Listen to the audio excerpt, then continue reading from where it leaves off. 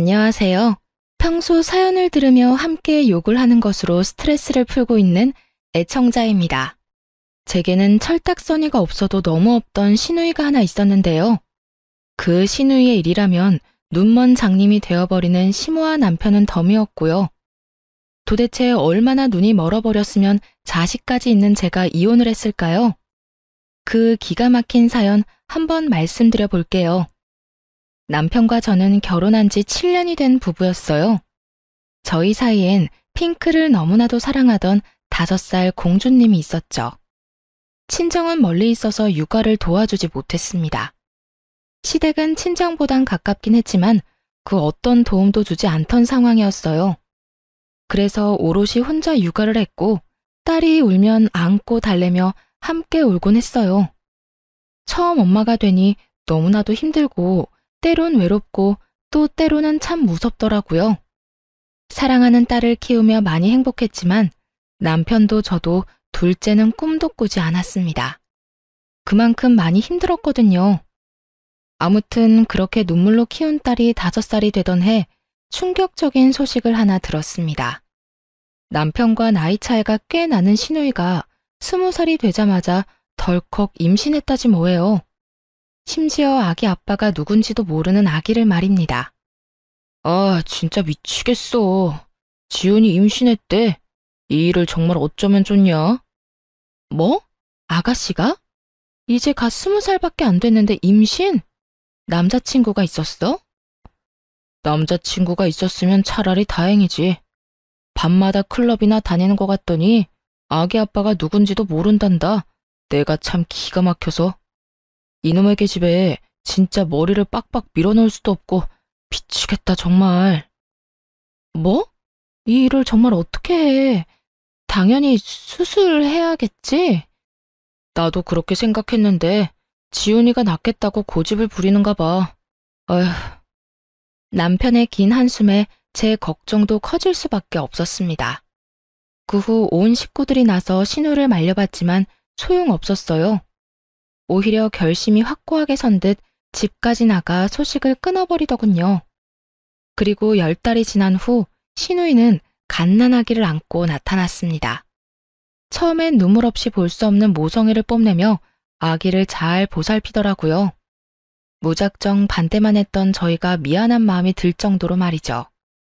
아가씨, 내가 좀 봐줄 테니 좀 자요. 너무 피곤해 보여요. 아니에요, 언니. 조금 있으면 또 아기 밥 줘야 하는데요, 뭘. 모유 먹이고 아기 잘 때 그때 좀 자면 돼요. 이러다 몸 상할까봐 걱정이네 정말. 아기 엄마가 건강해야 아기도 건강한 거예요. 에이, 걱정하지 마요. 저 진짜 괜찮아요.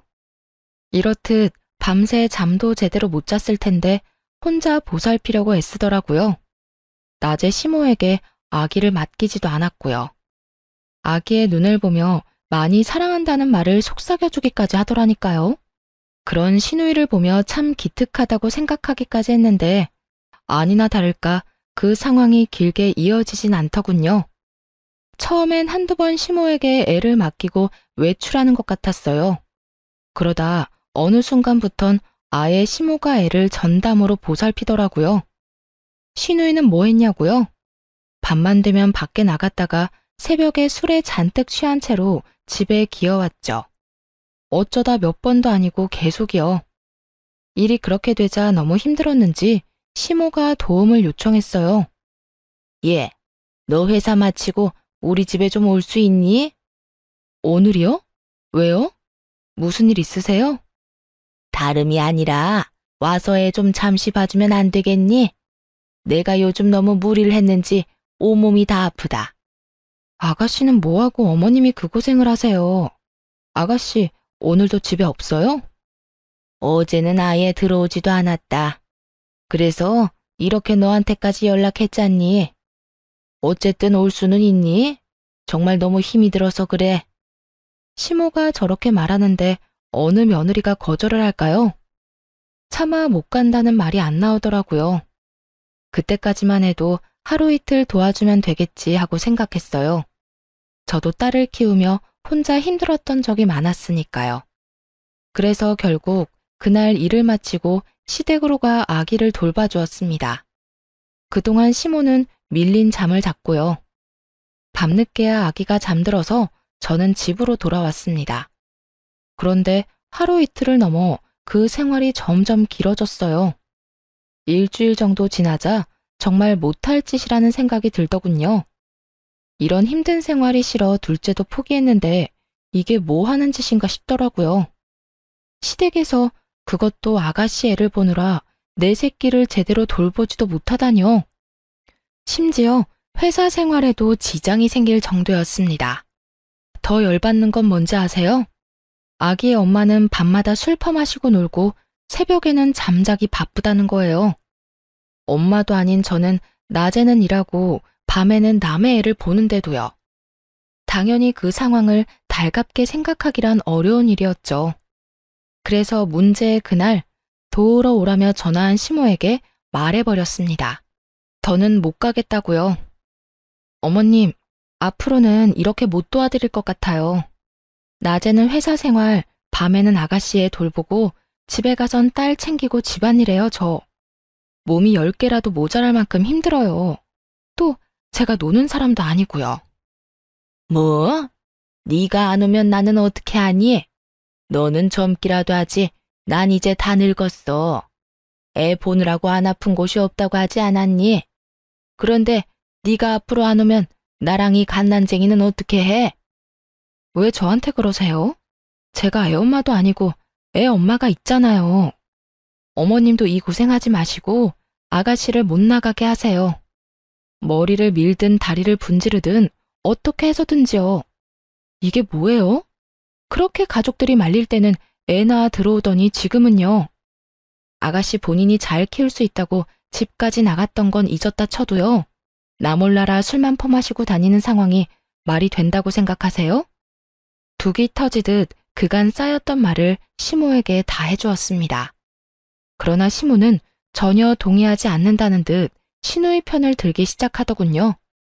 저를 매몰찬 사람으로 몰기까지 하면서요. 무슨 말을 그렇게 하니?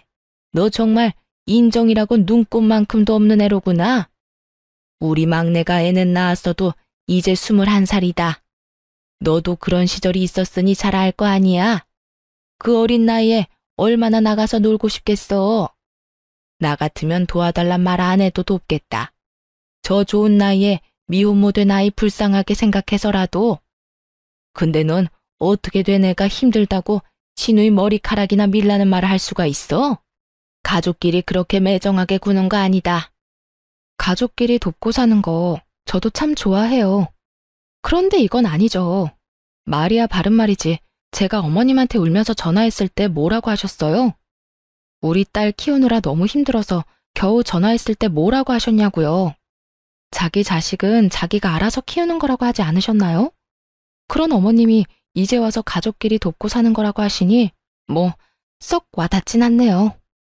그땐 그때고 지금은 상황이 전혀 다르지 않니? 너는 남편이 있었지만 우리 막내는 혼자이지 않니? 어린애가 남편도 없이 출산하고 얼마나 우울했겠어. 저렇게라도 풀어야 할 거 아니야. 우울한 마음 푸는 거 좋죠. 좋은데 아가씨는 가끔이 아니고 하루가 멀다고 저러고 다니잖아요. 말이 나왔으니까 하는 말인데요. 아가씨가 가끔 힘들어서 도와달라고 했으면 저 군말 없이 와서 도왔을 거예요. 저렇게 정신 못 차리고 놀러 다니는 게 아니라 애를 잘 돌보면서 부탁했다면요. 그런데 지금 엄마는 놀러 다니고 엄한 사람이 고생이란 고생은 다 하지 않나요? 전 이런 상황에 끼고 싶진 않네요. 시모는 이미 기분이 상할 대로 상했는지 무조건 집으로 오라고 닥달만 해대더군요. 마치 올바른 사고와 판단을 하지 못하는 사람처럼요. 저는 대화가 통하지 않다고 판단해 전화를 끊어버렸어요. 끊기 전에 마지막으로 한 번 더 단호하게 말해주는 건 잊지 않았죠. 넌 그냥 내가 오라고 하면 오고 가라고 하면 가면 되는 게야. 그게 며느리의 도리인 거 모르니? 어쨌든 난 힘들어서 혼자서는 더는 애 못 본다. 오늘 무조건 오거라. 어머님이 뭐라고 하시든 전 못 가요. 아가씨를 못 나가게 만들든 어머님이 독박 육아를 하시든 알아서 하세요. 그리고요, 제가 정말 걱정되어서 한마디만 할게요. 아가씨 저렇게 뒀다가 또 무슨 사고라도 치면 그땐 어떻게 하시려고 그러세요? 저거 나가서 그냥 노는 거 아니에요. 보아하니 밤마다 클럽 가서 술 퍼마시고 남자들이랑 놀고 다니는 것 같던데요. 지금이라도 어머님이 아가씨 잘 잡아줘야 하는 거 아닌가요? 또 큰 사고 치기 전에 주변에서 잘 단속해줘야 하잖아요. 어머님 말대로라면 아가씨가 애는 낳았어도 아직 어린애니까요. 하여튼 잘 생각해보시고 알아서 잘 해결하세요. 전 이만 끊을게요. 그렇게 전화를 끊어버리고 난 후 얼마 지나지 않아 전화가 왔습니다. 발신인은 신우이였어요. 신우이는 제가 전화를 받자마자 득달같이 화를 내기 시작하더라고요. 앞뒤 말 다 생략하고 본인 말만 하는 건 모녀가 똑같았어요. 언니, 정말 이럴 거예요? 나 지금 언니 때문에 중요한 파티도 못 가게 생겼다고요. 오늘은 정말 중요한 날이니까 힘이 들든 말든 당장 와서 아기 좀 봐줘요. 정말이지 잘도 짓거려대더군요. 생각이란 게 손톱만큼이라도 있었으면 그런 말 할 수 없었을 텐데요. 얼마나 당당한지 제가 마치 그 아기의 보모라도 된 기분이 들더군요. 아가씨, 나한테 시간 맡겨놨어요? 아니면 나한테 돈 주면서 애 봐달라고 예약이라도 했어요? 이것도 저것도 아닌데 뭐가 이렇게 뻔뻔해요? 잘 들어요, 아가씨. 난 아가씨 애를 봐줄 의무도 그 책임도 없어요. 그러니까 파티에 가고 싶으면 애를 업고 가든지 해요. 그럴 상황이 안 되면 집에서 곱게 애나 보고 있어요. 뭐라고요? 클럽에 어떻게 애를 데리고 가요? 그리고 뭐? 의무? 책임이라고 했어요? 가족끼리 서로 돕고 살아야 하는 건 의무이고 책임 아닌가요? 오빠하고 결혼했으니 언니는 이제 우리 가족이잖아요. 그러니까 당연히 날 도와야죠. 난 분명히 말했어요. 오늘 열리는 파티 너무 가고 싶어서 오랫동안 공들였던 파티예요. 난 무슨 일 있어도 가야 하니까 언니가 여기 와서 우리 애 봐줘요, 당장. 혹시 그거 아시나요? 너무 화가 나면 온몸에 힘이 들어가서 눈알이 튀어나갈 것 같다는 사실을요. 신우이의 말을 듣고 있는데 정말 눈알이 튀어나가는 줄 알았어요. 그래서 지지 않고 신우이에게 고함을 질러버렸습니다. 제발 정신 좀 차리세요. 내 애도 아니고 아가씨 애라고요. 이렇게 무책임하게 굴려고 몰래 숨어서 애 낳아온 거예요? 클럽이나 다니고 남자랑 어울려 놀면서 애 방치하려고요? 그러려고 몰래 숨어서 낳아온 건 아닐 거 아니에요. 그 파티가 그렇게 중요하면 아가씨 엄마한테나 애 맡기고 나가세요. 나한테 이러지 말고. 제발 정신 좀 차려요. 엄마는 힘들어서 못 봐준다고 누워버렸는데 어떻게 애를 맡겨요? 그러다 우리 애 잘못되면 언니가 책임질 거예요? 그 책임을 왜 내가 지나요? 그렇게 걱정되면 나가지 말고 애를 보면 되잖아요. 또 이상한 말로 괜한 사람 화 돋우지 말고 아가씨 애는 아가씨가 돌봐요. 그렇게 신우이의 전화도 끊어버렸습니다. 그 후로 오는 전화는 싹 다 무시해버렸어요. 개념은 쓰레기통에 버린 시모와 신우이가 번갈아가며 연락해댔지만요. 전화를 받아봤자 들을 말은 뻔했고 괜히 입 아프게 더 말하고 싶지도 않았어요. 그리고 괜히 말을 섞어 헛된 희망을 품게 하고 싶지도 않았고요. 그렇게 계속해서 그들을 무시하던 어느 날이었습니다. 퇴근 시간이 지났는데도 남편이 돌아오지 않아 전화를 걸며 기다리고 있었어요. 그날따라 아무리 연락을 해도 전화를 받지 않더라고요. 다른 건 몰라도 전화 하나는 잘 받는 남편인데 걱정이 커지고 있던 때였죠. 늦어도 7시면 집으로 돌아오던 남편이 9시가 넘어서야 집으로 돌아오긴 했는데요. 혼자가 아니더군요. 네, 그렇습니다. 다들 예상하셨듯 남편은 품에 자기 조카를 안고서 집으로 들어왔습니다. 양손에는 가득 아기용품을 들고요. 뭐야 당신? 왜 애를 우리 집으로 데리고 와? 그게 엄마한테서 연락이 왔는데 막내가 또 집을 나가버렸다네. 그럼 이 애는 어떡해? 하는 수 없이 내가 데리고 왔지. 들어보니 시모가 잠시 한눈을 파는 사이에 신우이가 또 밖으로 나갔다는 거예요. 저는 연락을 받지 않으니 시모가 남편에게 전화를 했던 것이고요. 시모의 연락을 받고 시댁에 간 남편은 도저히 그냥 올 수가 없었다고 하더라고요. 여기저기 안 아픈 곳이 없다고 곡소리를 내는 엄마를 두고 어쩌겠냐면서요. 참나, 그래서 애를 데리고 왔대요. 그렇다고 애를 데리고 오면 어떻게 해? 그 애는 누가 보는데? 당신이 혼자 볼 수나 있어? 그러면 어떻게 해? 엄마는 계속 여기저기 아프다고 하고 애는 엄마 소리에 맞춰서 우는데. 아니, 내가 보니까 말이야. 우리 엄마 너무 힘들었는지 이 어린애가 우는데 제대로 안아주지도 못하더라고. 남편은 오로지 힘들어하는 시모만 생각하며 그 입장을 대변했습니다. 그 모습을 보고는 폭발해버려 남편에게 속에 맺힌 말을 쏟아내버렸어요. 당신 잊었어? 우리가 둘째는 생각도 안 한 이유. 나 우리 딸이 저 애만 할 때 울면 같이 울었어. 너무 힘들고 무기력해서. 내가 그렇게 힘들 때 당신은 당신대로 회사 일 바쁘다고 안 도와줬잖아. 또 시댁은 이런저런 이유 대면서 애 한 번 봐주신 적도 없었으면서. 그래놓고 나한테 내 새끼도 아니고 아가씨 아기를 돌보란 말이야? 심지어 아가씨가 아파서도 아니고 밖으로 싸돌아다니면서 술 먹고 노는데? 아니, 엄마가 자기 자식 내팽개치는 게 말이나 돼? 왜 내가 아가씨 마음 편하게 놀라고 애까지 봐줘야 하냐고. 당신도 알다시피 막내가 아직 어리잖아. 애가 애를 낳았는데 육아를 제대로 할 수나 있겠어? 당신 말대로 당신도 그렇게 힘들어했는데 우리 막내는 오죽하겠냐고. 육아는 힘들고 나가서 놀고 싶을 텐데. 그러니까 우리가 조금만 도와주자. 우린 한번 해봤으니까 막내보단 나을 거 아니야.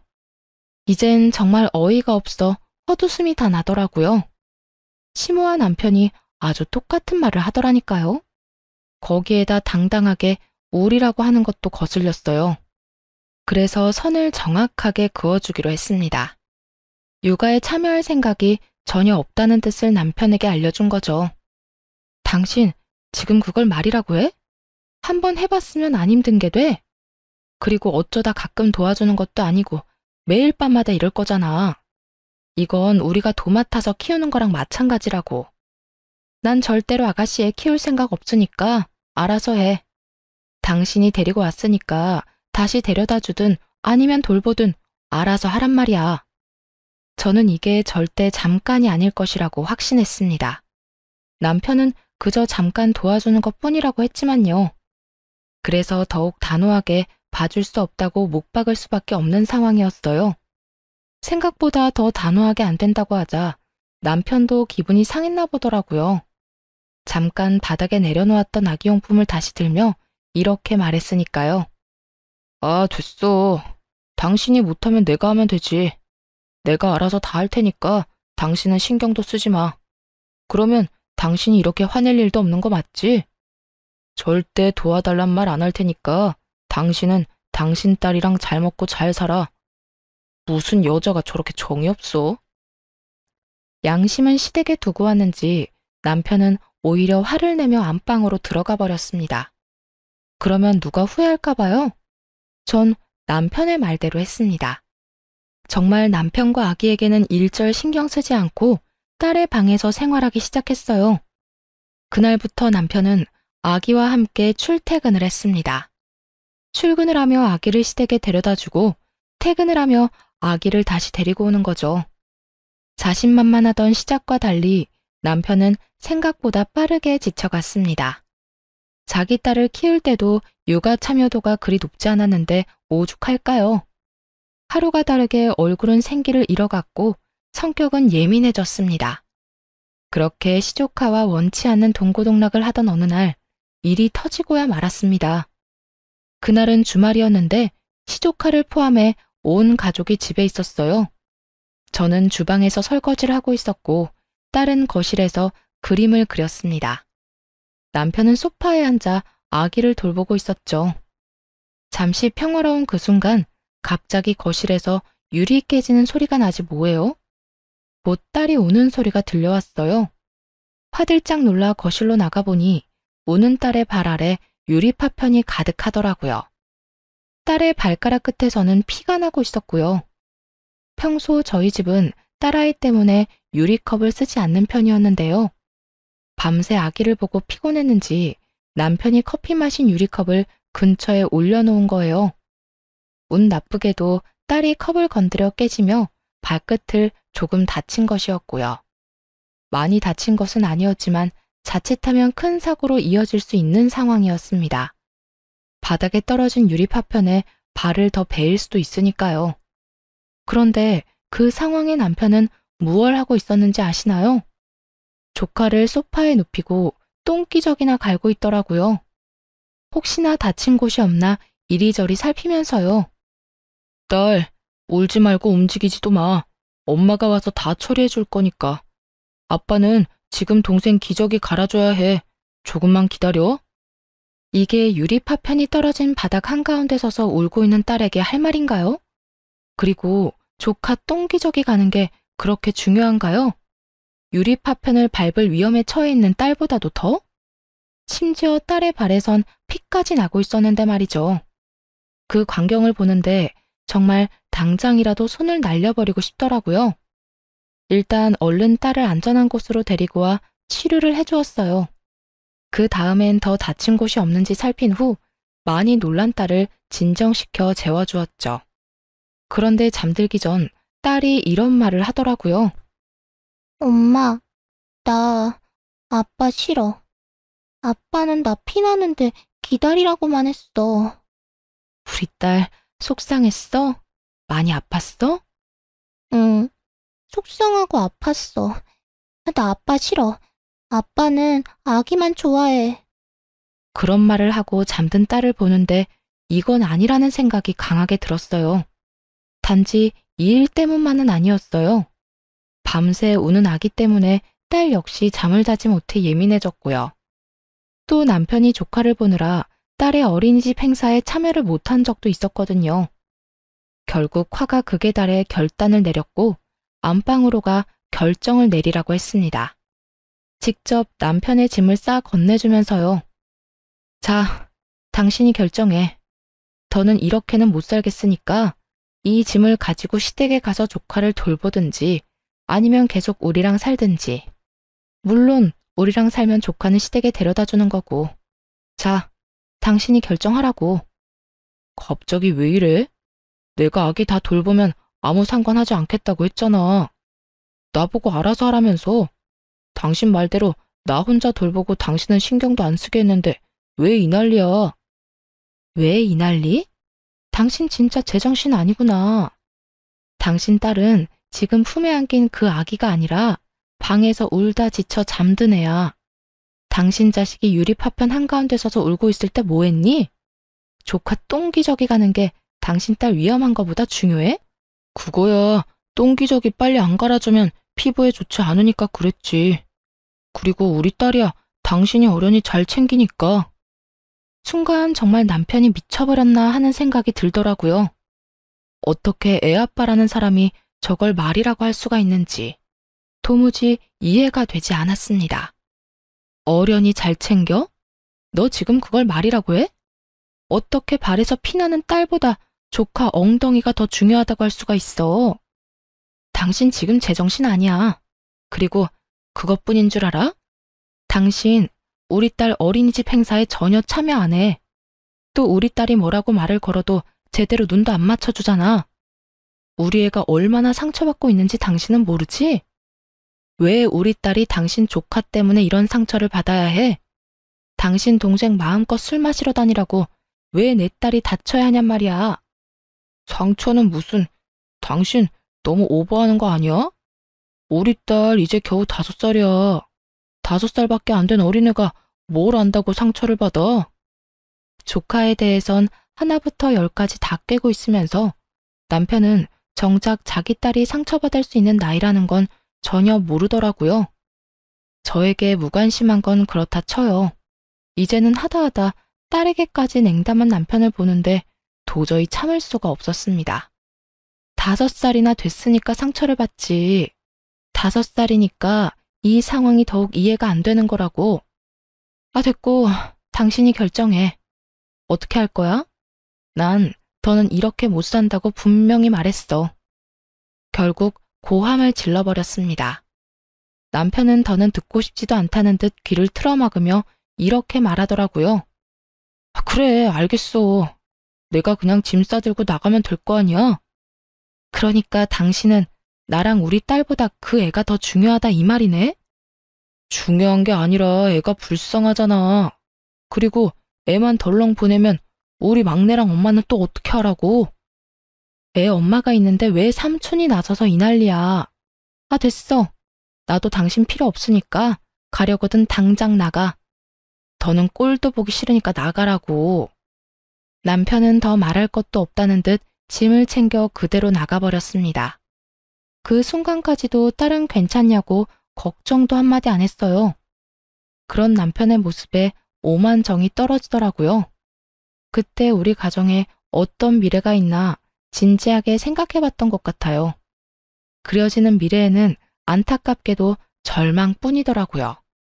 딸의 미래를 생각하면 남편을 잘 구슬려서 살아야 한다 싶다가도 남편을 보면 가정엔 관심도 없는 아빠가 있어봤자 뭐 하나 싶었습니다. 지금도 저딴 식으로 구는데 조카가 커지면 또 어떻겠어요? 더 큰 도움이 필요할 때마다 남편이 어떻게 행동할지는 불보듯 뻔한 일이었죠. 그렇다고 해서 시누이가 정신을 차릴 것 같지는 않았고 시모 역시 중간 역할을 똑바로 해줄 거란 기대는 전혀 없는 상황이었습니다. 그렇게 남편과의 이혼을 진지하게 고민하고 있던 때였어요.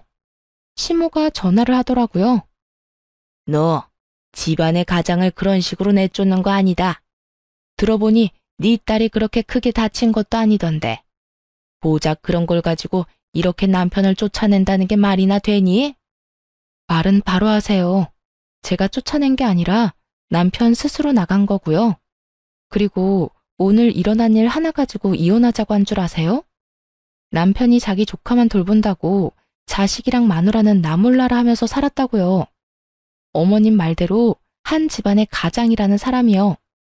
가족끼리 돕고 살다 보면 그럴 수도 있는 거지.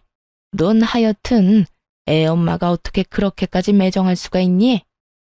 매정? 지금 매정이라고 했어요? 제가 매정한 거면 이 아가씨는 인간도 아니겠네요. 뭐야? 너 지금 내 딸한테 인간도 아니라고 했니? 그렇잖아요. 이까진 일로 매정하다는 말을 듣는 거면요. 자기 배 아파서 낳은 자식 나 몰라라 하고 밖으로 놔두는 아가씨는요. 그럼 인간도 아닌 거 아닌가요? 아니, 짐승만도 못한 거네요. 짐승들도요, 자기가 낳은 새끼는 지극정성으로 돌봐준다고요. 시모는 할 말이 없었는지 기가 막힌다는 듯 혀를 찼습니다. 그리고 으름장을 놓기 시작하더군요. 말하는 거 하고는 하여튼 남편 필요 없다고 쫓아낸 사람은 너니까 나중에 후회 말아라. 또 아쉽다고 내 아들 찾지나 말고 우린 우리끼리 잘 살 테니 넌 너대로 네 딸이랑 잘 살라는 말이야. 시모의 말을 듣고 있는데 비로소 결심이 서더라고요. 이 정신 나간 집안이랑 연을 끊어야 한다. 그래야 나와 내 딸이 제대로 살 수 있다. 제가 원하는 바네요. 사리분별 못하고 오로지 엄마랑 동생만 챙기는 남편, 저도 필요 없어요. 아들이나 잘 데리고 사세요. 누군 그딴 남편 필요해서 같이 산 줄 아세요? 지금까지 전혀 도움도 되지도 않았고 앞으로도 도움될 일 없을 것 같거든요. 나중에 아들 좀 데리고 가란 전화나 하지 마세요. 그대로 전화를 끊어버리고 하나둘씩 이혼 준비를 하기 시작했습니다. 그런데 딸과 행복하게 지내는 와중 시누이에게 전화가 왔습니다. 당장 병원으로 오라고요. 새벽녘에 갑자기 전후 사정 설명도 없었습니다. 그저 다급한 목소리로 병원으로 오라고 하곤 끊겨버린 전화에 많이 놀랐죠. 결국 가까이 살던 친한 언니에게 딸을 맡기고 병원으로 갔어요. 그리고 도착해서야 시조카가 열이 심하게 나 병원에 왔다는 걸 알게 되었어요. 병원으로 오는 내내 최악의 상황도 상상했던 터라 놀란 가슴을 진정시켰죠. 그런데 시누이가 다가오더니 다짜고짜 손을 올리는 것이 아니겠어요? 화가 많이 난 듯한 신우이가 씩씩거리며 뭐라 했는 줄 아세요? 정말 가관이었어요. 이제 속이 편해요? 내 아들이 저렇게 아프니까 속이 편하냐고. 이게 다 너 때문이야. 네가 잘 돌봐주기만 했어도 저렇게 아플 일은 없었을 거라고. 신우이는 자기 아들이 감기에 걸려 열이 나는 것까지 제 탓으로 돌렸습니다. 그런 신우이에게 제가 받은 그대로 돌려주며 말했어요. 야, 이게 왜 다 내 탓이야? 내가 웬만하면 네 인생이 불쌍해서 참아보려고 했는데 말이야. 보자 하니까 이게 선을 넘네. 네가 덜컥 임신까지 하고 책임지지도 못하면서 애를 낳아서 이렇게 된 거잖아. 게다가 제대로 돌보지도 않았으면서 뭐? 잘못은 하나부터 열까지 자기가 다 해놓고 어디서 책임 전가야? 지금 상황이 어떤 줄이나 알아? 너 하나 때문에 나랑 네 오빠 이혼하게 생겼어. 알고 있냐고. 고함을 지르며 현실을 말해줬지만 신우이는 들리지도 않는 사람 같았어요. 그저 자기의 붉어진 뺨을 어루만지며 왜 때리냐고 소리만 지르더라고요. 지금 나 때렸니? 네가 뭔데 나한테 이딴 짓을 해. 네가 뭔데? 너는 때려도 되고 난 하면 안 돼? 이딴 취급을 받고 싶지 않았으면 네가 똑바로 살았어야지. 행동은 개차반으로 해놓고 대우는 또 기빈 대우를 받고 싶어? 야, 그건 도둑년 심보야. 하긴 밤낮으로 남자랑 논다고 정신이 나갔는데 예의 도리를 알기나 하겠니? 딱 한마디만 더 할게. 네 아들이 저렇게 아픈 건 나 때문이 아니고 너 때문이야. 네가 아들은 나 몰라라 하고 밖으로 나다녀서 그런 거라고. 그러니까 누굴 탓하지 말고 정신 나간 네 탓을 해. 알겠어? 그렇게 신우이와 제가 언성을 높이고 싸우니 남편이 득달같이 다가왔습니다. 혹시나 했지만 역시나 신우이 편을 들고 나서더군요. 그 모습을 보는데 이혼은 정말 탁월한 결정이었다 싶었어요. 당신 지금 내 동생 때렸어? 당신이 뭔데 내 동생한테 손을 대? 미쳤어? 제정신 아니지? 제정신 아닌 사람이 누군데 이 난리야. 그리고 내가 먼저 맞는 건 못 봤니? 한참 어린 신우이가 때리는데 맞고만 있어야 정상인 거야? 내가 진짜 어이가 없어서. 편을 들려거든 상황에 맞게 전후사정 똑바로 알고 해 이 얼빠진 놈아. 막내가 철이 없어 그런 짓을 했다고 쳐. 그래도 당신까지 똑같이 굴면 안 되지. 말로 했어도 됐잖아. 말로 해서 알아들어야 말로 하지. 그리고 당신 동생은 입이 없어? 말을 못해? 먼저 손 나간 사람은 따로 있는데 왜 엄한 나한테 이 난리야. 하긴 당신이 그 모양이니 지금 그 꼴이겠지. 도대체 얼마나 못 잔 건지 남편의 눈 밑엔 다크서클이 길게 내려와 있었습니다. 또 살은 얼마나 빠진 것인지 차마 눈 뜨고 볼 수 없는 정도더군요. 시모 꼴도 별반 다르지 않았고요. 이 와중에도 단 한 사람은 잘 먹고 자고 놀았는지 살이 포동포동 올라 있었어요. 그게 누구겠어요? 신우이죠. 누가 악의 엄마인지 맨눈으로 봐선 전혀 알 수 없는 상황이었어요. 남편 역시 자신의 몰골이 말이 아니라는 걸 아는지 헛기침만 해댔습니다. 이제는 그런 남편의 꼴을 보는 것조차 싫어지더군요. 됐어. 이 새벽에 부른다고 온 내가 등신인 거지. 다 됐고 이렇게 만난 김에 말할게. 우리 이혼하자. 갑작스러운 이혼 통보에 남편이 눈을 크게 뜨고 절 보더라고요. 그런 남편에게 다시 한번 이혼하자고 했습니다. 그제야 진심이란 걸 안 남편은 손을 잡아 끌며 저를 달래기 시작했어요. 갑자기 이혼은 무슨 이혼이야. 그리고 병원에서 무슨 그런 이야기를 해. 지금 당신 화난 거 알겠는데 그래도 이혼은 아니지. 일단 흥분 좀 가라앉히고 나중에 조용하게 다시 이야기하자. 일단 나와봐. 흥분? 이혼하자는 말이 홧김에 그냥 뱉은 걸로 들려? 당신 날 그렇게도 몰라? 나 지금 그냥 하는 말 아니고 그 어느 때보다 진심이야. 그러니까 이거 놔. 그러지 말고 나가서 조용하게 이야기 좀 하자. 나가서 나랑 이야기하다 보면 생각이 바뀔 거야. 남편은 계속해서 저를 붙잡으며 어떻게 해서든 달래려고 애썼습니다. 그런 남편을 다시 뿌리치며 단호하게 말해주었어요. 이거 놓으라니까. 난 이제 당신한테 들을 말도 할 말도 없어. 더는 얼굴 보고 이야기하는 것도 싫어서 하는 말이니까 똑바로 들어. 당신이랑 이혼할 거야. 당신도 그렇게 알고 이혼 준비나 하고 있어. 그 어느 때보다 단호한 태도에 남편은 그저 저를 멍하니 보기만 했습니다. 붙잡았던 손까지 놓아버리고서는요. 대신 이혼 이야기를 들은 시모가 득달같이 달려와 욕을 해대기 시작했어요. 네가 감히 누구 보고 뭘 하자고? 네가 뭔데 우리 아들한테 그딴 말을 해? 이혼을 해도 내 아들이 하고 싶을 때 하는 거다. 니년한텐 그딴 말을 할 자격이 없다 이거야. 자격? 웃기지도 않네요, 정말. 그리고 아줌마, 말 좀 가려서 하죠. 나 이제 아줌마 며느리도 뭣도 아닐 예정이거든요. 그렇게 막말하다가 정말 큰일 치를 수도 있어요. 더 이상 무서울 것도 없어 한껏 시모를 비웃어주며 저렇게 말했습니다. 그러자 제 말을 듣고 있던 시누이가 다시 저를 향해 손을 뻗더라고요. 처음이야 갑작스럽게 일어난 일이라 당했다 쳐도 두 번은 그럴 수 없죠. 빠르게 시누이 손을 낚아채 있는 힘껏 밀어버리며 이렇게 말해주었습니다. 야, 네 자식은 네가 키워. 밤마다 술 먹고 클럽 다니다가 20대 초반에 미혼모 된 걸로는 모자랐니? 너 계속 그러고 다니면 너 혼자 망하는 게 아니야. 네 식구들까지 다 같이 망하는 거야. 알겠어? 너 하나 때문에 지금 네 오빠 이혼당하는 거 이게 끝일 거라 생각하지. 이게 시작이야. 앞으로도 네가 정신 못 차리고 그 모양 그 꼴로 살면 이제 네 집안 망하는 거 시간 문제라고. 그간의 정을 생각해서 하는 말이니까 잘 새겨들어. 이렇게 말하니 바닥에 고꾸라져 있던 시누이가 눈을 뒤집고 고함을 질렀습니다. 너 지금 말 다 했어? 나 미혼모라고 무시하는 거야? 내가 사는 꼴이 뭐가 어떻다고 네가 감히 나한테 그딴 말을 해. 내가 뭐 얼마나 잘못했다고. 애 있는 엄만 놀지도 못해? 애 있는 엄마도 사람이야. 누가 애 있는 엄마는 사람도 아니라고 했니? 애 있는 엄마가 노는 게 문제는 아니지.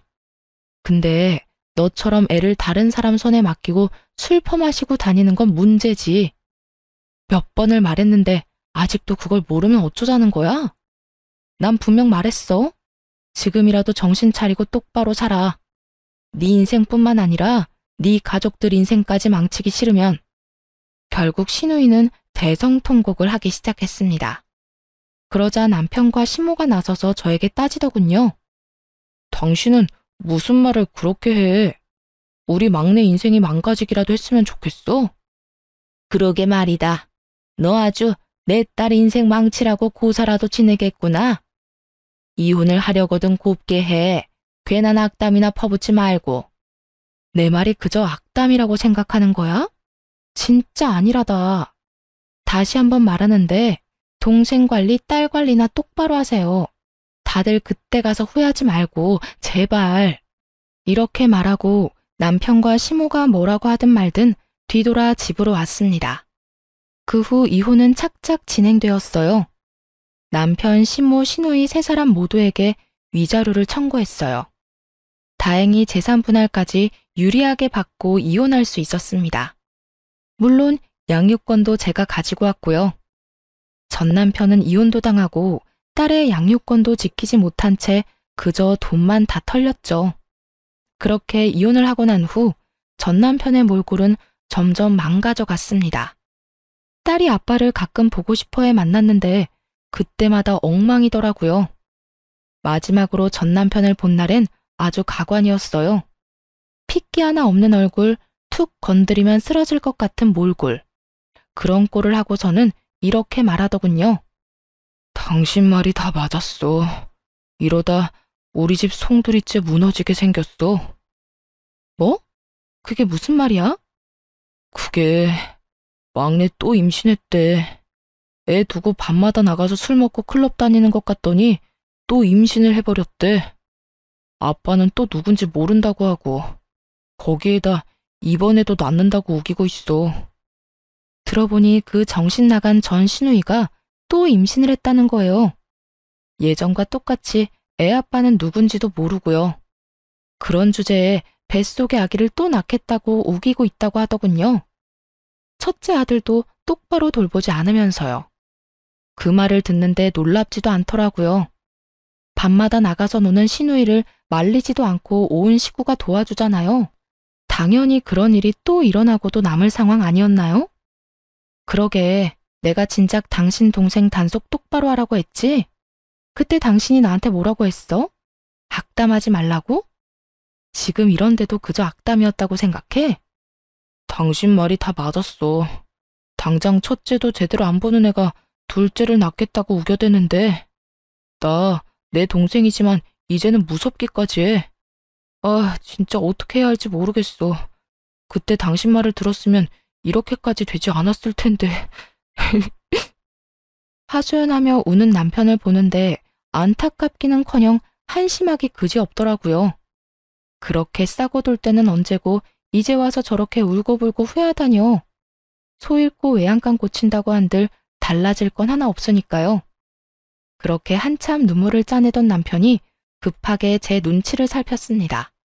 뭔가 수상하다 싶었는데 이상한 헛소리를 짓거리기 시작하더군요. 당신 말대로 나 이제 그냥 내 인생만 생각하면서 살려고. 막내 일에는 상관도 안 할 거야. 그래서 하는 말인데 우리 다시 재결합하면 안 될까? 우리 딸 언제까지 아빠 없이 지내게 할 수는 없잖아. 뭐? 너 지금 재결합이라고 했니? 너 힘들어지니까 재결합을 하자고? 미쳤어? 아니, 나 힘든 건 둘째치고 우리 딸 생각해서 하는 말이지. 당신은 우리 딸 불쌍하지도 않아? 전 남편은 딸을 핑계로 내세우며 재결합을 요구했습니다. 정말 웃음만 나오더라고요. 이전의 일은 기억도 못하는 듯 했죠. 그렇게 딸을 생각하는 사람이 여동생의 자식을 키우느라 이혼당했다는 거요. 그렇게 딸 걱정한다는 사람이 뒤도 돌아보지 않고 이혼했니? 사는 게 지옥 같으니까 이제 와서 우리가 아쉬워? 혹시 해서 하는 말인데 우리한테 도망쳐올 생각은 하지도 마. 알겠어? 무슨 말을 그렇게 하냐? 난 진짜 당신이랑 우리 딸 걱정되어서 하는 말이라고. 내 진심을 그런 식으로 왜곡하면 내가 섭섭하지. 뻔뻔함이 정말 하늘을 찌르겠더라고요. 더는 이런 인간과 대화를 나눌 필요가 없다는 생각이 들었어요. 그래서 딸을 챙기고 일어나며 전 남편에게 말했습니다. 섭섭하든가 말든가 그건 당신 사정이고 헛소리할 시간에 양육비나 제대로 보내. 요즘 계속 지급이 늦어지던데 계속 이러면 네 딸 얼굴도 못 볼 줄 알아. 그까짓 양육비 잘 보내면 될 거 아니야. 얼마 되지도 않는 돈 가지고 독촉하기는. 나라고 당신이 좋아서 재결합하자고 한 줄 알아? 다 내 딸을 위해서 그런 거지. 아, 그거 참 다행이네. 당신 말대로 딸을 위하는 거면 양육비나 제대로 보내. 재결합 같은 헛소리 하지 말고. 그래도 딸이 걱정되면 양육비를 더 줘도 좋고. 그 말을 끝으로 딸을 데리고 집으로 돌아왔습니다. 그 뒤론 전 남편에게서 온 연락은 없었습니다. 양육비도 들어오지 않아 문제이기는 했지만요. 들리는 소문에 의하면 남편은 연락처를 바꾸고 지방으로 갔다고 하더라고요. 전 시모 소식도 함께 들려왔어요. 든든한 조력자였던 아들이 그렇게 잠적해버리자 태도를 바꿨다고요. 혼자선 감당이 되지 않았는지 집 하나를 팔아 작은 방을 얻어주었답니다. 그러고는 전 시누이에게 이렇게 말했대요. 더 애를 낳든 말든 네 자식 데리고 앞으로 알아서 살라고요. 그 후에는 모녀의 연을 끊다시피 하고 연락도 받지 않는 상태라고 하더군요. 이사간 집 주소조차 알려주지 않는다나요? 상황이 그렇게 되자 전 시누이는 뻔뻔하게도 도와달라고 연락해 왔습니다. 언니, 잘 지냈어요? 이제 와서 왜 이래? 듣자 하니 상황이 좋지 않던데 도움을 구하려고 연락한 건 아니지 설마? 그게 맞아요. 언니, 나 좀 도와주면 안 돼요? 혼자 애를 보려고 하니까 너무 힘들어요.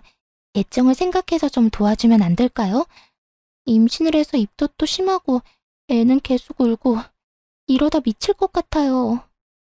야, 미치려면 혼자 미쳐. 어디 애먼 사람까지 미치게 만들려고 수작질이야? 네가 저지른 일은 네가 알아서 해결하고 다신 연락도 하지 마. 언니, 그러지 말고 제발. 잠시만 우리 애 좀 봐주세요. 네? 너 같으면 네 애를 봐주고 싶겠어? 너 때문에 내 가정이 이렇게 망가졌는데 헛소리 하지 말고 다신 연락도 하지 마. 전화를 끊기 전 입에 담기 힘든 험한 말을 한 바가지 해줬어요. 차마 사연엔 다 쓰지 못했지만요. 그 뒤론 연락도 하지 못하게 차단을 해버렸고요. 그런데 정말 웃기지 않나요? 제 조언은 콧방귀를 끼고 싸고 돌며 막말로 몰아가더니 결국 이게 뭐예요? 실제로 제 말대로 되니 나몰라라 하고 다 도망갔잖아요. 아무튼 저는 모든 인연을 정리하고 딸과 함께 행복하게 잘 지내는 중입니다. 5살이던 딸은 이제 초등학생이 되었어요. 전 딸의 학교 근처에 작은 카페를 차려 딸 뒷바라지와 일 둘 다 잘하고 있고요. 대박이 난 카페는 아니지만 자리가 좋아 꾸준히 손님이 있는 편이에요.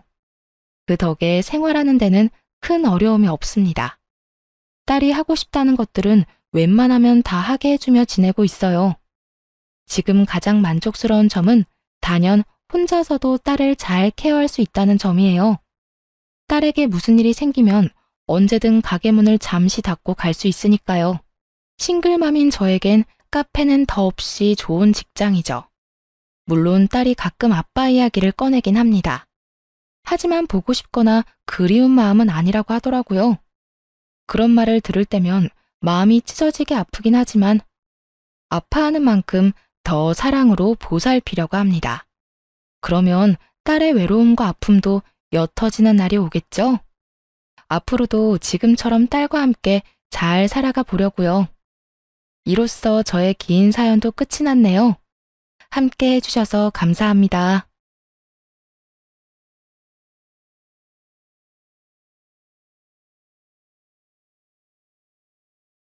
안녕하세요. 지방에서 살고 있는 30대 여자입니다. 평소 사연 듣는 것을 좋아하여 사연을 들으며 하루 일과를 마무리하곤 하는데요.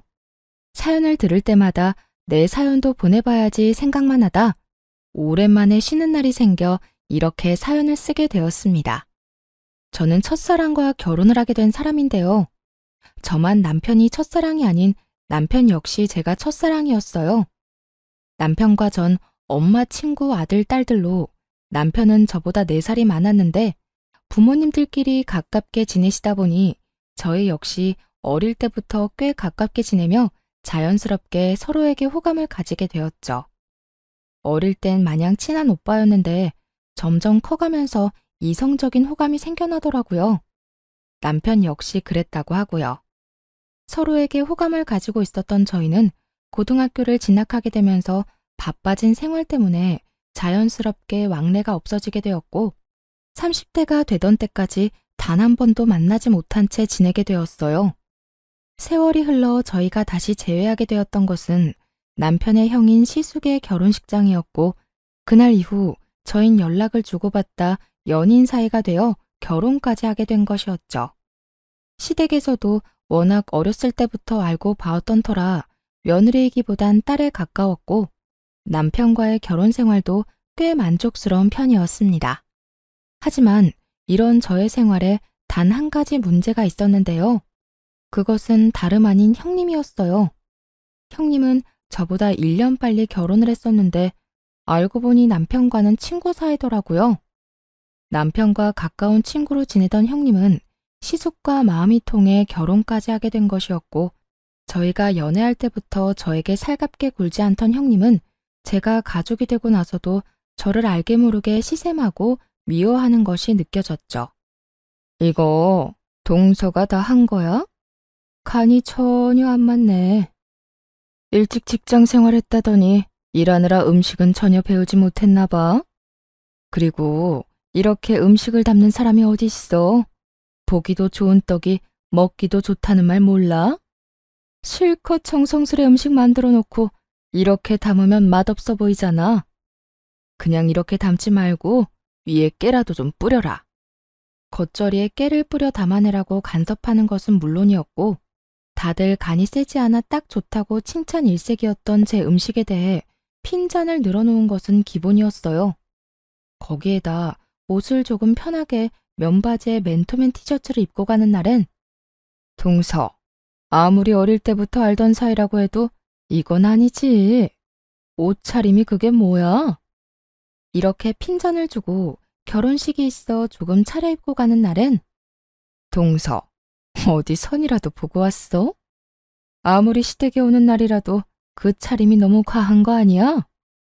오늘이 무슨 날도 아니고 그냥 밥 먹는 자리에 그런 차림으로 오면 난 오늘 일하지 않고 대접만 받다가 가겠다는 뜻 같잖아. 이렇게 핀잔을 늘어놓더라고요. 그날 역시 다른 날과 다름이 없는 날이었어요. 시댁에서 다 함께 모여 식사를 한다고 하였고 저는 그날 친정에 볼 일이 있어 잠시 들렀다가 시댁으로 가게 되었죠.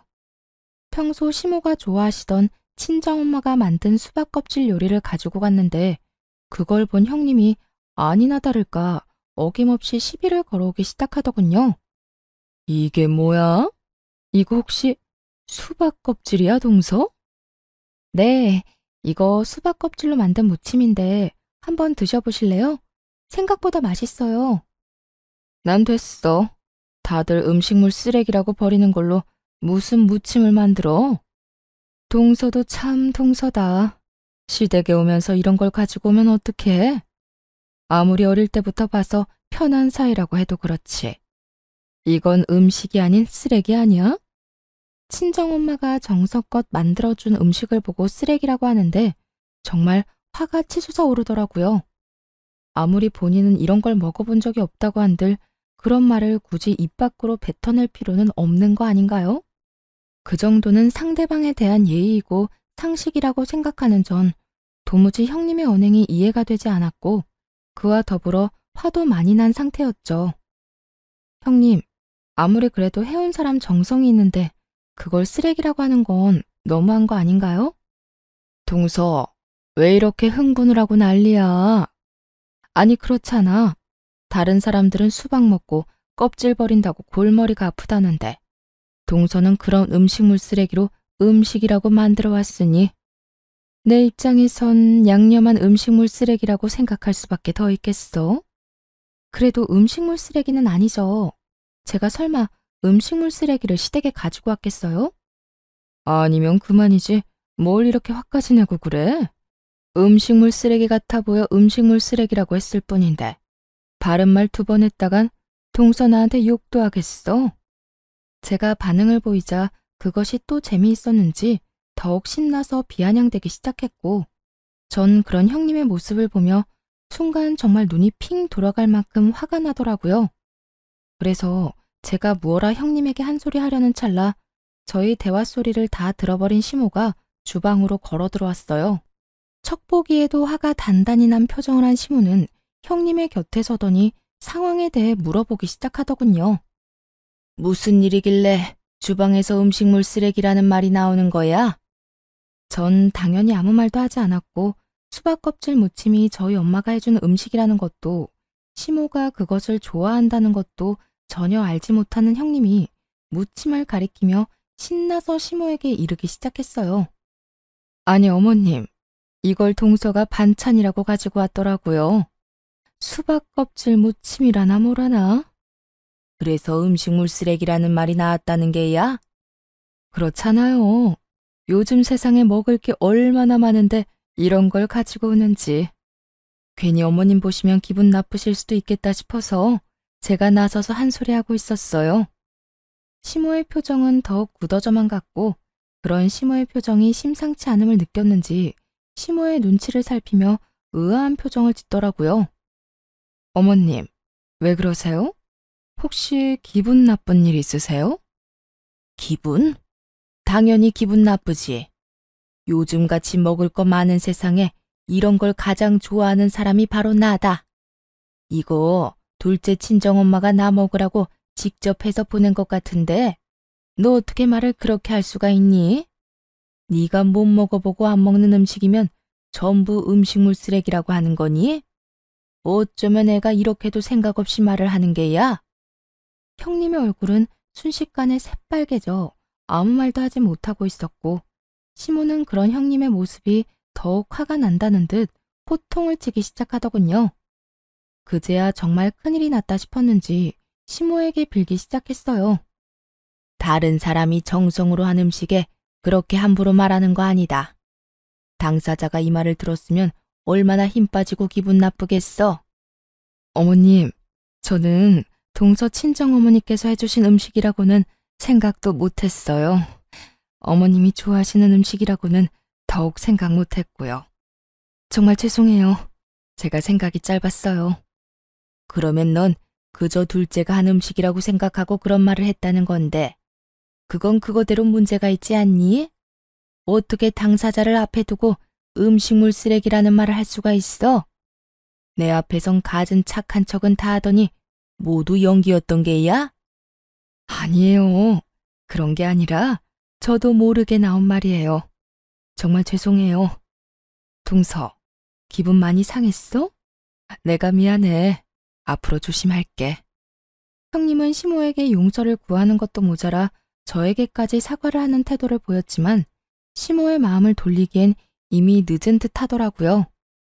형님의 사과에도 불구하고 형님은 시모에게 미운 털만 잔뜩 박힌 채 저녁 식사도 하지 못하고 집에서 쫓겨나 버렸으니까요. 아무래도 기분이 상해서 안 되겠구나. 넌 오늘 여기서 밥 먹지 말고 집에 가서 밥 먹거라. 너 보면 음식물 쓰레기라는 말이 귓가에 맴돌아서 밥을 먹을 수가 없어. 어머님, 정말 죄송해요. 제가 오늘은 그냥 가고 나중에 따로 한번 올게요. 정말 죄송해요. 평소엔 화 한 번 제대로 내지 않는 시모였는데 지금껏 제가 단 한 번도 보지 못한 모습을 보이며 화를 냈고, 깨달은 것이 많았던 형님은 방법을 바꿔 저를 싫어하는 티를 내기 시작하더군요. 저에게 말을 걸지도 않을 뿐더러 시선조차 주지 않으며 그야말로 저를 투명인간 취급을 하기 시작했죠. 형님, 언제 오셨어요? 제가 이렇게 말을 걸어도 제 말은 안 들리는 사람처럼 시모에게 쪼르르 달려가 갖은 알랑방귀를 끼어대더군요. 어머님, 저 뭐 하면 될까요? 저한테 다 맡기시고 어머님은 들어가서 좀 쉬셔요. 며느리가 둘이나 있는데 아직 이렇게 주방에 계시면 어떻게 해요? 얼른 들어가서 좀 쉬세요. 이렇게 말입니다. 따져보자면 제가 잘못한 것이 있는 것도 아닌데 저에게 화풀이하는 것도 꼴같지도 않았지만 괜히 아는 척을 해오며 시비를 거는 것보다 훨씬 편안하긴 하더라고요. 워낙 별것도 아닌 것에 시비를 걸어오던 탓에 차라리 무시당하는 편이 더 편안하다고 생각하게 되는 상황이 황당하긴 하지만 어찌되었든 한결 편안해졌으니 되었다고 생각하던 참이었어요. 형님이 모른 척을 하니 저 역시 형님에게 굳이 말을 걸지 않는 날이 길어지고 있었는데 하는 수 없이 연락을 해야만 하는 일이 생겨나고야 말았었어요. 그 이유는 다름 아닌 남편 때문이었는데 대학교 동창이 부친상을 당해 장례식장을 간다며 나간 남편이 연락도 없이 외박을 한 것이었죠. 날이 밝아올 때까지 남편은 여전히 연락이 없었고 저는 하는 수 없이 대학교 동창인 형님에게 연락을 하게 된 것이었어요. 동서가 무슨 일이야? 나한테 연락 한 통 한 적이 없는 사람이. 그게요, 형님. 다름이 아니라 저희 남편이 대학교 동창 부친상에 간다며 나갔는데 연락도 없이 외박을 해서요. 아직도 연락이 안 돼서 걱정이 돼서 연락드렸어요. 그래서 말인데 혹시 형님 친구분들께 어떻게 된 일인지 좀 여쭤봐 주시면 안 될까요? 아무래도 무슨 일이 있는 것 같은데 아예 연락이 안 되니까 불안해서 가만히 있을 수가 없어요. 뭐? 외박? 어제 승인이 아버지 장례식장에 애들이 많이 모이긴 했었거든. 나도 잠시 다녀오기도 했고 말이야. 네, 그래서 형님께 전화드렸어요. 제가 그이 친구들 전화번호는 아는 게 없어서요. 그래, 잘했어. 어제 보니까 서방님이 많이 힘들어하긴 하더라고. 제일 친한 친구라서 울기도 많이 울고 말이야.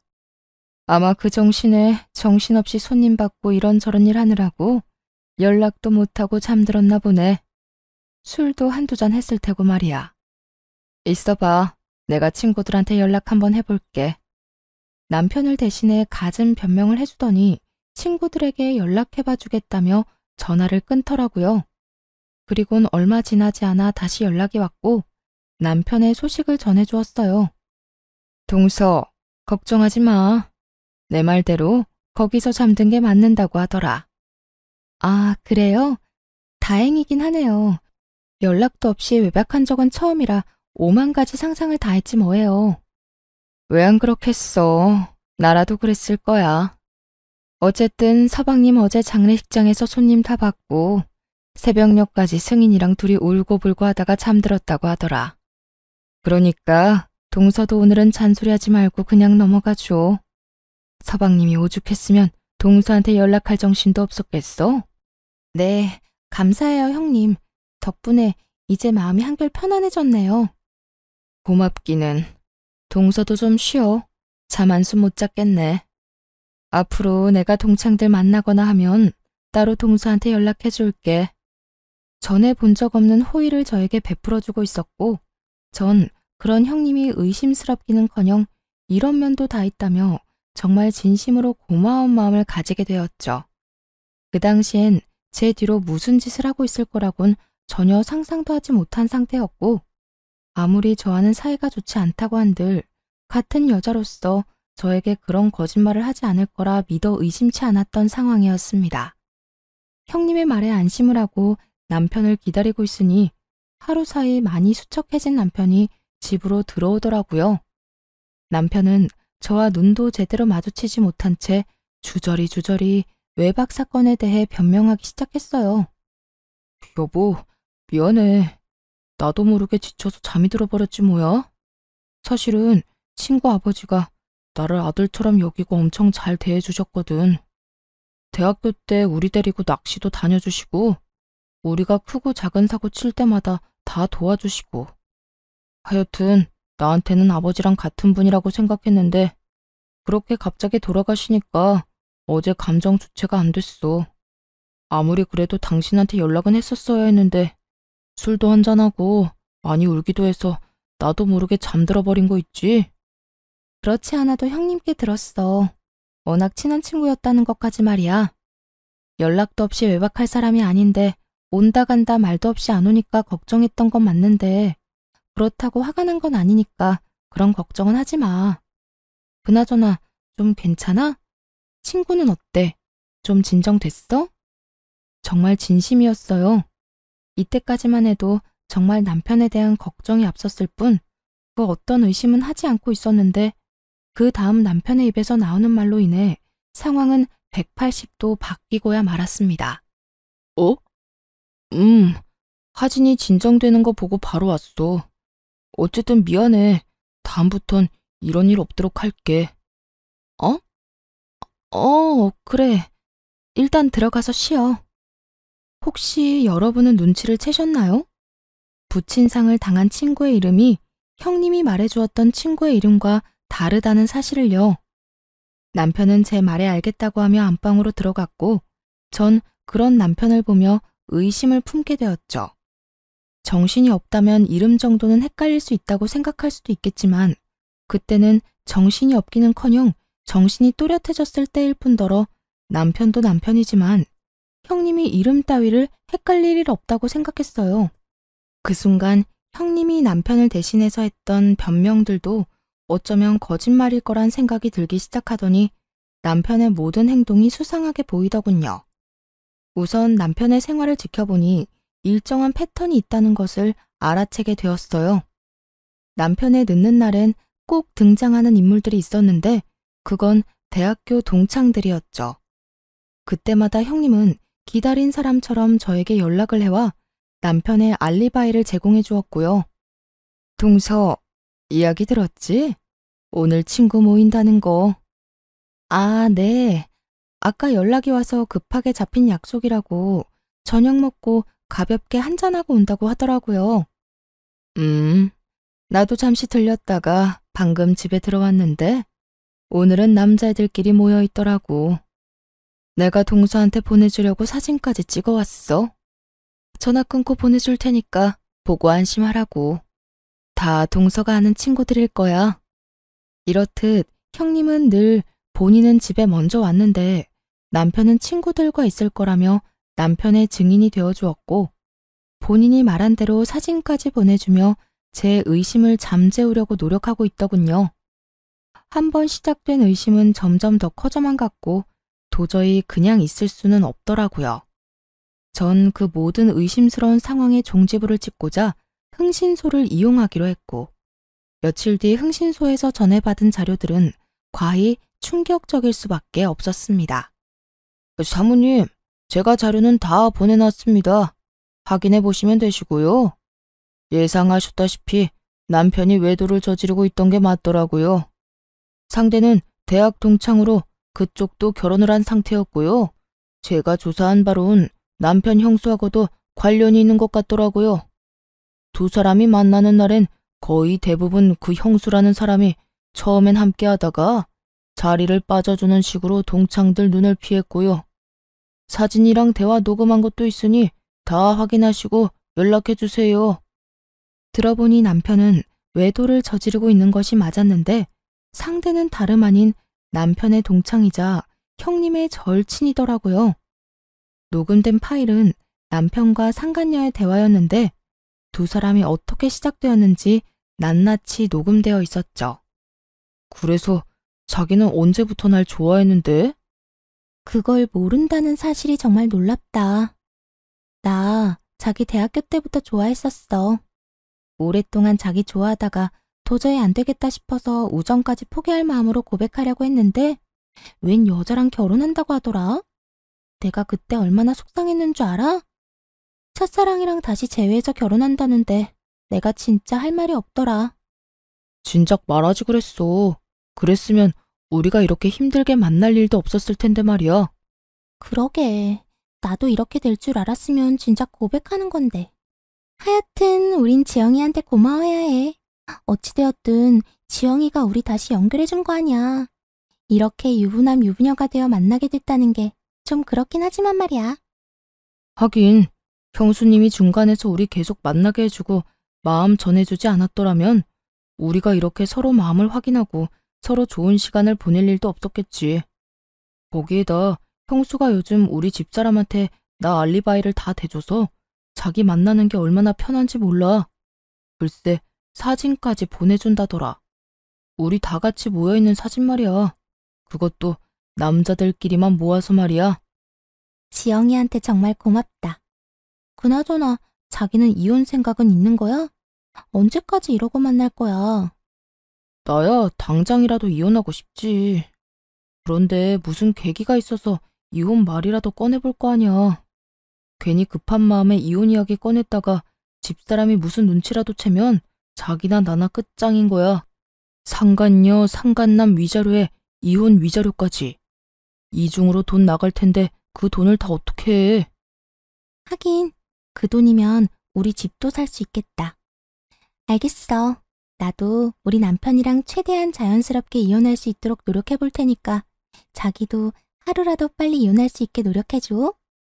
나 이렇게 자기랑 몰래 만나는 거 너무 싫어. 나라고 좋아서 이렇게 만나겠어? 내가 빨리 이혼할 수 있도록 해볼 테니까 조금만 기다려줘 자기야. 참 기가 막히더라고요. 들어보니 상간녀는 오래전부터 남편을 짝사랑해왔고 남편이 결혼을 하자 포기하고 딴 남자랑 결혼을 했다가 형님이 중간에서 사랑의 작대기 노릇을 해 연결된 불륜이더군요. 시모 친구 딸인 제가 갑자기 며느리로 들어와 시모와 가깝게 지내는 제가 마음에 들지 않았던 형님이 끊임없이 노력해 연결된 사랑이었던 거죠. 주로 형님이 저에게 증인이 되어주고 두 사람만 만나고 오는 날이 있기도 했지만 정말 동창들이 다 모이는 날엔 다 함께 모인 사진을 찍어 형님이 저에게 보내주고 나면 바로 세 사람이 자리를 빠져나오는 식의 방법이었더라고요. 세 사람이 자리를 벗어나면 형님은 두 사람을 위해 자리를 빠져주고 두 사람은 그 후 좋은 시간을 보내고 있었던 것이었어요. 아무리 제가 밉다고 한들 제 뒤통수를 이런 식으로 칠 거라고는 생각하지 못해 충격이 참 크더군요. 남편도 남편이었지만 형님에 대한 충격도 작진 않았어요. 전 모든 사진들과 녹음 파일을 반복해서 보고 들으며 이혼을 다짐하게 되었고 복수를 하기로 마음먹게 되었죠. 조용하게 이혼하고 행복하길 바라는데 그렇게 해주면 안 되는 일이었으니까요.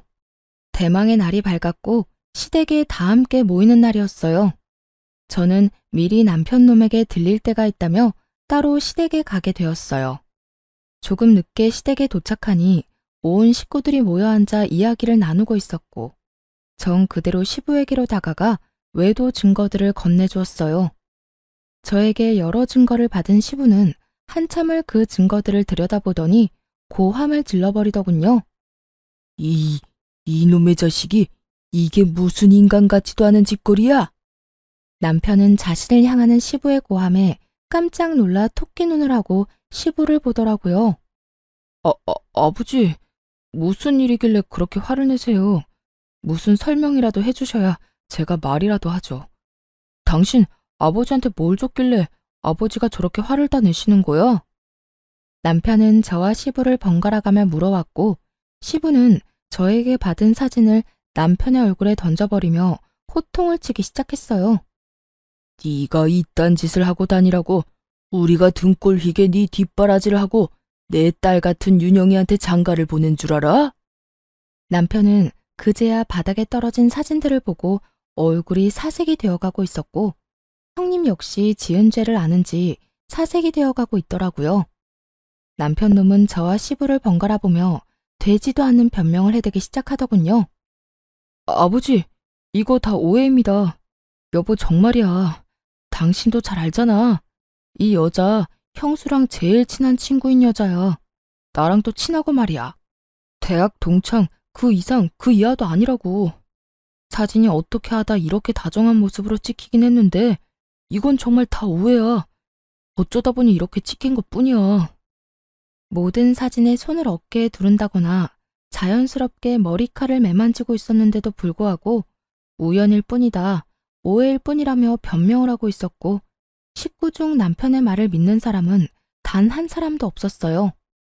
시모는 충격으로 아무 말도 하지 못하고 있었고 시부는 말도 안 되는 변명을 하는 남편을 눈빛으로 가만두지 않을 태세로 노려보고 있었고 시숙은 듣고도 믿을 수 없다는 듯 형님과 남편을 번갈아 보고 있었죠. 당신하고 이 여자 사이엔 우연이 참 많은가 봐. 그렇지 않고서야 사진마다 이렇게 다정할 수가 있어? 그것도 단둘이서 말이야. 그건 나도 이 여자랑 친해서 그래. 대학교 때부터 아주 친했어. 그러니까 정말 괜히 오해하지 마, 응? 오해 같은 소리 하네. 당신이랑 이 여자랑 자기 타령하면서 나눈 대화 녹음한 것도 있는데 어디 한번 들려줘야 바른 대로 말할 거야?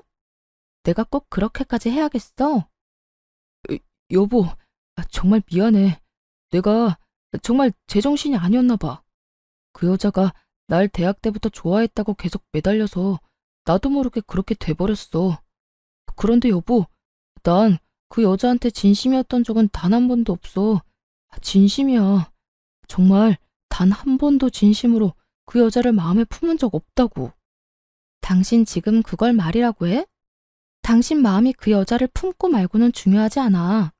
당신 마음이 어떠하든 당신은 바람을 피웠고 그로 인해 우리가 이혼하게 될 거란 사실은 변하지 않는다고. 제 입에서 이혼 이야기가 나오자 남편은 충격에 빠진 얼굴하고선 저에게 되묻더라고요. 뭐? 이혼? 당신 지금 나랑 이혼하겠다고 한 거야? 당신이 나랑 어떻게 이혼을 해? 당신 나 많이 사랑하잖아. 꼴 같지도 않은 말이었어요. 남편은 자신이 무슨 짓을 하든 제가 본인을 너무 사랑하니 이혼만은 할 수 없을 거라고 확신하고 있더라고요. 그런 밑도 끝도 없는 근거 없는 자신감은 어디서 나오는 것인지 알 수가 없었지만 전 아주 큰 착각을 하는 남편에게 똑바로 다시 이혼을 말해주었죠. 당신 아주 큰 착각을 하고 있는가 본데 다른 여자 좋다는 놈을 내가 왜 사랑해? 정신 나갔니? 당신이 날 배신하고 이딴 짓 하고 돌아다닌 걸 뻔히 아는데 이혼 안 하고 가만히 있는 게 등신이지. 안 그래? 그러니까 우리 이혼해. 더는 당신이랑 살 생각 따윈 없으니까. 이렇듯 제가 당당하게 이혼을 말하는 사이 형님은 몸까지 떨며 불안감에 사로잡혀 있더라고요. 제가 어디서부터 어디까지 알고 있는 것인지 알 수가 없으니 크게 불안해하고 있는 듯 했어요. 시숙은 형님이 몸까지 떨어대자 걱정스러운 마음에 형님에게 말을 걸더라고요. 여보, 왜 그렇게 떨어? 어디 아파? 아니, 조금 놀라서 그래. 시숙의 물음에 애써 말을 돌리고 있었고 전 그런 형님이 빠져나갈 구멍이 없게 형님이 숨기고 있던 사실 역시 그 자리에서 밝혀버렸습니다. 아주버님, 형님 많이 놀랐을 거예요. 제 남편이자 아주버님 동생이 바람을 피우도록 중간에서 도왔던 사람이 다름 아닌 형님이거든요. 뭐요? 재수씨, 그 말이 사실이에요? 그럼요. 이렇게 된 마당에 저한테 뭐 득이 될 게 있다고 그런 거짓말을 하겠어요. 그리고 또 알려드릴 게 있는데 형님 역시 다른 남자와 외도를 저지르고 있더라고요. 상대 역시 대학 동창이자 유부남이고요. 절친하고 서방님이 외도를 저지르니까 그게 부러웠나? 뭐 좋은 일이라고 그런 것까지 따라하는지 모르겠네요. 맞아요. 저는 남편의 뒷조사를 하며 형님의 뒷조사도 하게 되었고 형님 역시 동창이자 유부남과 외도를 저지르고 있더라고요. 친구들까지 옛 기억을 떠올리며 즐거운 시간을 보내는 동창회가 아닌 불륜회가 벌어지는 것과 다름이 없는 상황이었죠. 제 말을 들은 시숙은 곧장 몸을 떨고 있는 형님의 멱살을 잡아올리며 말했어요. 야, 이게 전부 사실이야? 동창회 간다더니 거기서 내 동생을 바람 피우게 만든 것도 모자라서 당신도 바람을 피우고 있었다는 게? 당신이 어떻게 나한테 이럴 수가 있어? 내가 당신한테 어떻게 했는데? 여보, 내가 미안해. 내가 정말 미쳤었나 봐. 나도 그러지 않으려고 했는데 어쩌다 보니까 그렇게 됐어. 정말 미안해. 미안? 할 짓 못할 짓 다 해놓고선 이제 와서 미안하다고 하면 없던 일이 된다고 생각해? 저 녀석도 그렇지만 당신도 참 염치라고는 없는 사람이구나. 우리도 이혼해. 나 역시 당신 같은 여자랑 더는 같이 살 생각 없으니까. 여보, 이러지 마. 내가 당신 없이 어떻게 살아. 이렇게 감정적으로 생각하지 말고 다시 한 번만 생각해줘. 감정적? 오해하나 본데 나 그 어느 때보다 냉정하게 잘 생각하고 있거든. 이미 머릿속엔 당신하고 이혼 소송할 생각부터 상간남 소송까지 다 그려진 상태야. 그러니까 더는 긴 말 말고 이혼이나 준비해. 시숙은 단호하게 이혼을 선포했고 형님은 그런 시숙에게 울고불고 매달리며 어떻게 해서든 시숙의 마음을 돌려보려 애쓰더라고요. 그리고 형님 역시 자기 친구와 외도를 저지르고 있었다는 사실을 꿈에도 알지 못했던 남편은 형님에게 화를 내기 시작했고요. 네가 어떻게 우리 형을 두고 그딴 짓을 할 수가 있어? 네가 그러고도 인간이야? 이딴 짓거리나 하려고 우리 형 소개해달라고 날 쫓아다녔던 거야? 남편은 본인이 지금 어떤 잘못을 저질러 제 앞에 무릎을 꿇고 앉아있는 것인지 잊은 듯했고 전 남편에게 현실을 자각시켜 주었어요. 당신이 지금 입댈 주제나 된다고 생각해? 남 신경을 쓰지 말고 당신 이혼이나 신경 써. 누가 누구한테 질책을 하고 있어? 남편은 그제야 자신의 처지가 형님과 다르지 않다는 걸 깨달은 것인지 급하게 저에게 매달리기 시작하더군요. 여보, 내가 정말 잘못했어. 내가 정 꼴 보기 싫으면 우리 부모님을 봐서라도 나 한 번만 용서해주라. 우리 부모님이 당신 딸처럼 예뻐했었잖아. 남편은 감히 시부모님들을 입에 올리며 저에게 매달리고 있었고 이때껏 잠자코 상황을 지켜보던 시부가 상황을 정리해버리기 시작했어요. 어디서 우릴 파는 게야? 우린 너 같은 놈이랑 계속 살라고 할 생각 없다. 아버지, 그리 불러도 소용없어. 넌 당장 이혼하고 이혼과 동시에 이때껏 우리가 줬던 모든 것을 다 내놓거라. 집, 차, 카드까지. 하나도 남김없이 다 내놓고 이 집에 기어들어올 생각도 하지 마. 아버지, 이렇게까지 하실 필요는 없잖아요. 이렇게 남김없이 다 가지고 가시면 전 어떻게 해요?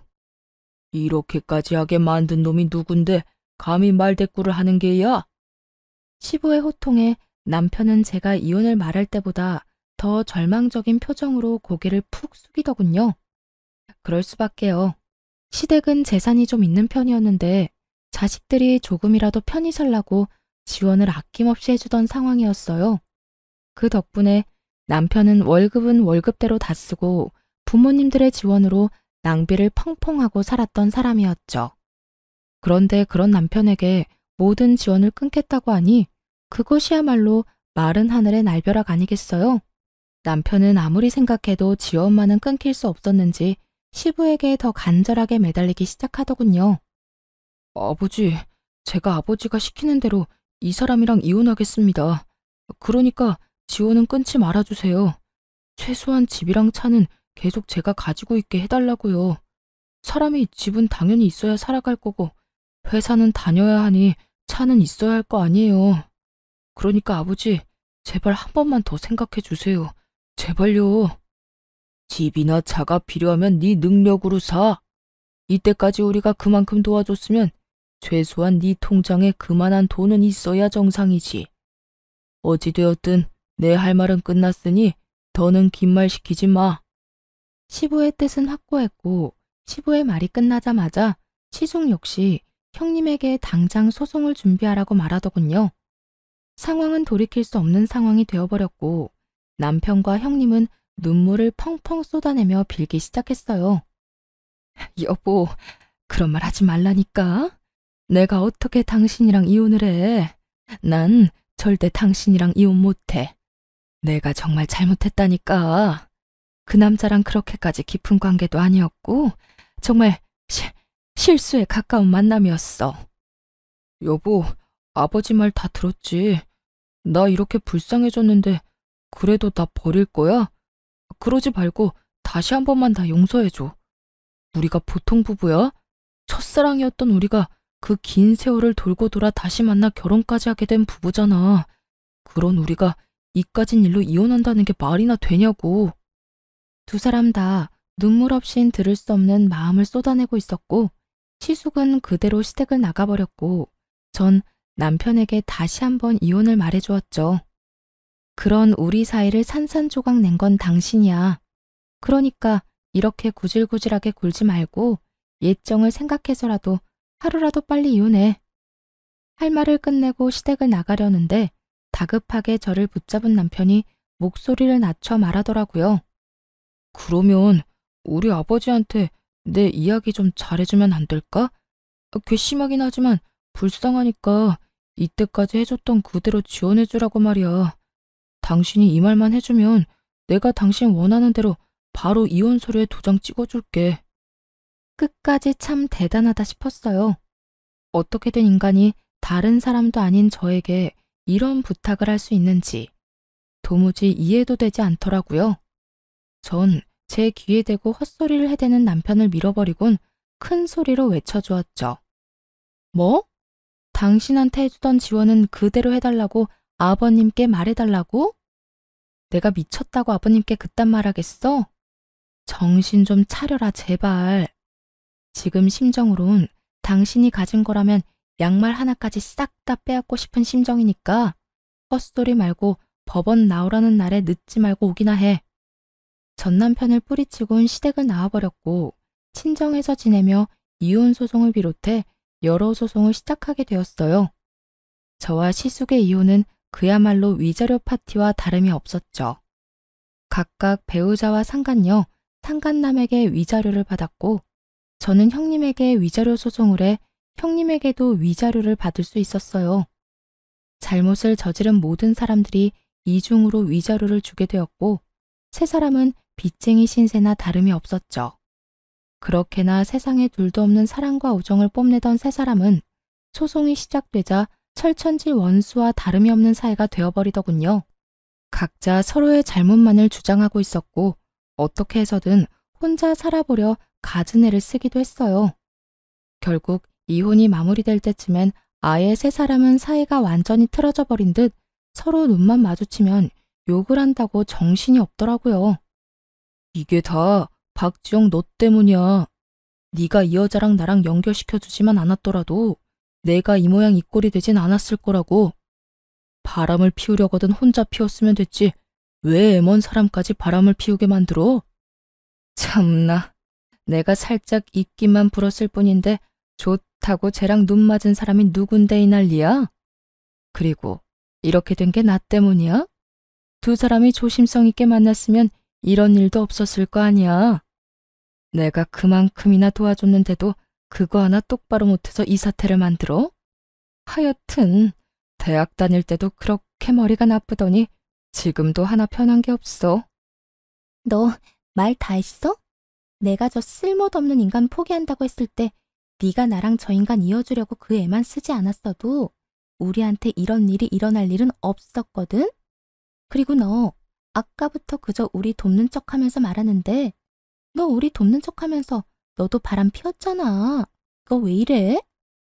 이렇듯 세 사람은 서로 헐뜯는다고 정신이 없어 보였고 그 모습을 마지막으로 세 사람이 함께 있는 것은 보지 못하게 되었죠. 그 후 들려오는 소식엔 상간녀와 예전 형님은 이혼을 당하고 빚쟁이 신세가 되어 각자의 친정으로 찾아갔다고 하더라고요. 하지만 양쪽 집 다 집안꼴을 우습게 만들었다며 대문도 넘지 못하고 쫓겨났다는 말을 전해 들을 수 있었어요. 전 남편 역시 상황이 좋지 않았어요. 전 남편은 저와의 소송은 어떻게 무사히 넘겼지만 상간녀의 전 남편이 회사로 찾아와 한바탕 난리를 피워댄 덕에 회사는 그만두게 되었고 오갈 데도 없는 빚쟁이 신세가 되었다고 하더라고요. 그야말로 돈 걱정 없이 살던 사람이 한순간에 거지 신세가 되어버린 거였죠. 그렇게 거지 신세가 된 전 남편은 오갈 데가 한 곳도 없었는지 저를 찾아왔더라고요. 거지꼴을 하고서 울고불고 매달리기 시작하는데 엄청 절박하기는 한가 보더라고요. 여보, 제발 나 좀 살려주면 안 될까? 소문 들었는지 모르겠는데 나 회사까지 잘려서 진짜 돈 나올 구멍이 없어. 그래서 뭐 나보고 뭐 어쩌라고? 돈이라도 달라는 말인 거야? 저는 이렇게 찾아와 그런 말을 하는 이유를 물었고 제 말이 끝나자마자 무릎까지 꿇더니 말을 속사포로 뱉어내기 시작했어요. 돈은 됐고 우리 아버지한테 연락 한 통 해주면 안 될까? 찾아갈 필요까지도 없고 전화 딱 한 통만 해주면 돼. 그러니까 당신 말은 내가 아버지께 전화드려서 당신 꼴이 이러하니 나와 이혼은 하게 되었어도 불쌍한 아들 구제 좀 해주셨으면 한다. 이 말을 해달란 말인 거네. 말이 끝나기도 전에 눈을 반짝이며 고개를 세차게 흔들더라고요. 그러면서 하는 말이 정말 어이가 없어 웃음이 다 나더군요. 내 말이 그 말이야. 당신도 이런 내 꼴 막상 두 눈으로 보니 마음 안 좋은 거 다 알아. 그러니까 당신이 전화 한 통만 좀 해줘. 다른 사람도 아니고 당신이 전화해서 부탁하면 아무리 아버지라도 나 받아주실 거야. 아니, 받아주시진 않으셔도 먹고 살 수는 있을 만큼 도움을 주시겠지. 그러니까 당신이 나 좀 도와줘라. 정말 전 남편이라는 놈은 변한 것이 하나도 없더라고요. 어떻게 저딴 생각을 할 수 있는 것인지. 아니, 머릿속으로 생각할 수는 있다고 해도 어떻게 그 머릿속에 있는 말을 뻔뻔하게 내뱉을 수 있는 건지 어떤 면에선 참 대단하다 싶기도 했습니다. 기대 가득한 눈빛을 보내는 전 남편에게 일말의 희망도 남기지 않기로 했어요. 자신이 한 짓이 있는데 감히 희망을 품다니 가당치도 않은 상황이었죠. 너 정말 큰 착각을 계속하는 것 같은데 난 너 그런 꼴 봐도 아무렇지도 않아. 여보. 그리고 이혼한 지가 언젠데 그 여보 소리 좀 하지 말아줄래? 나 네 말대로 절대 안 해줄 거야. 그럴 생각도 없고. 그런 허튼 짓에 낭비할 시간도 없어. 그러니까 헛된 기대, 이루어질 수 없는 희망 품지 말고 지금부터라도 열심히 살아. 그나마 쌓은 스펙이라도 있으니 어디든 취업은 할 수 있을 텐데 왜 그러고 사는지 정말 이해가 안 된다. 전 남편의 입장에선 청천벽력과도 같은 말이 나오자 실망한 얼굴을 감추지도 못하고 저를 붙잡고 매달리기 시작하더군요. 여보, 아니, 그러니까, 당신 화 많이 난 거 알아. 나 때문에 상처 많이 받은 것도 알고.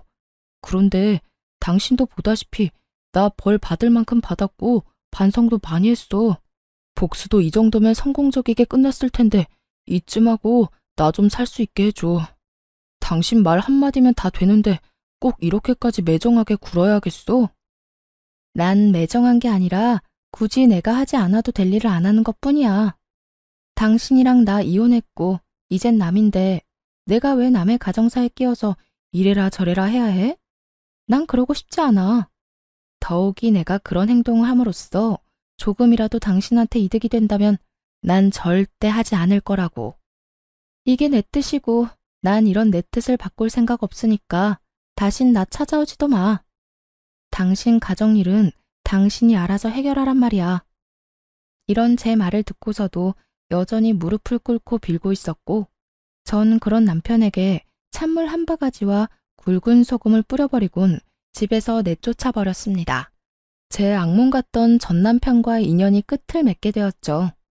그 후 저는 잘 지내고 있어요. 여전히 회사 생활은 잘하고 있고 지금은 친정 근처에 새로운 보금자리를 얻어 지내며 자유로운 삶을 즐기며 살고 있습니다. 지금 맡고 있는 바쁜 일만 잘 마무리된다면 회사를 좀 쉴 생각인데요. 사회생활을 시작하고 처음으로 제대로 된 휴식을 취해보는 것이라 요즘 조금 들뜬 생활을 보내는 중이에요. 쉬면서 무얼 어떻게 얼마나 재미있게 시간을 보내나 생각을 하다 보니 며칠 야근을 해도 절로 콧노래가 나오는 거 있죠? 이래서 다들 휴가 하는가 봐요. 거기에다 전 긴 휴가보다 더욱 길게 쉴 예정이니 더욱 행복한 나날들을 보내고 있는 중이랍니다. 이혼을 하고 난 후 아무래도 부모님이 가장 큰 걱정이었는데 부모님은 저를 더 걱정하고 계시더라고요. 한동안 친정에서 시간을 보낸 적이 있었는데 엄마가 저를 안아주시더니 이런 말을 하더군요. 우리 딸 많이 힘들지? 하필 이혼 사유가 그런 거라 엄마 아빠도 마음이 참 좋지 않구나. 더군다나 그 상대가 우리도 아들처럼 여기던 녀석이라 마음이 더 안 좋아. 우리 속도 이런데 넌 오죽하겠어? 그런데 딸, 살다 보면 이런 일도 있고 저런 일도 있는 거야. 지금 우리 딸이 겪고 있는 이런 일을 겪지 않았다면 더없이 좋겠지만 아픈 일은 일어나 버렸고 되돌릴 수도 없으니 엄마 아빠 품에서 잘 흘려보내도록 해보자. 영원히 우리 딸 마음에 상처가 되지 않도록 멀리 잘 흘려보낼 수 있도록 엄마 아빠가 옆에서 도와줄게. 이렇듯 전 친정에 지내며 부모님의 도움을 받아 전 남편에게 받았던 상처를 잘 흘려보냈고 조금 남은 파편은 이번 휴식에서 잘 흘려보내보려고 합니다. 그렇게 잘 흘려보내다 보면 웃으며 이혼을 말할 순 없더라도 최소한 아무런 감정 없이 이혼을 말할 수 있는 날이 오지 않을까요? 그러면 제 이야기는 여기까지 하고 전 마저 휴식 계획을 세우러 가보려고요. 저의 긴 이야기 들어주신 모든 분 너무 감사합니다. 좋은 하루 되세요.